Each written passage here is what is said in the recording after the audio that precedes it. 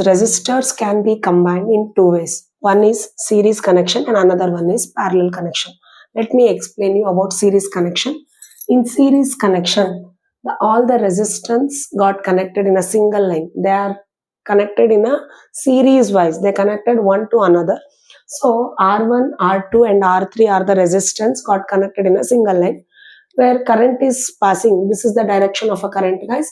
The current is moving through all the resistance. How the current is moving and how it is going to distributed, we'll discuss later when we discussed separately about series connection.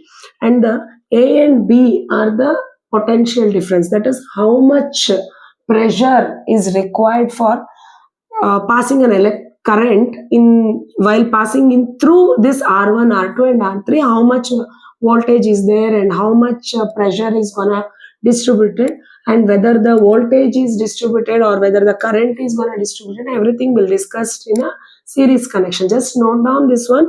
R1, R2, R3 are the three resistance which are got connected in a single line, that is series connection, and A and B are the points where you can measure the voltage, how much pressure, potential difference, how much is there, that is gonna calculated with the help of these 2 points.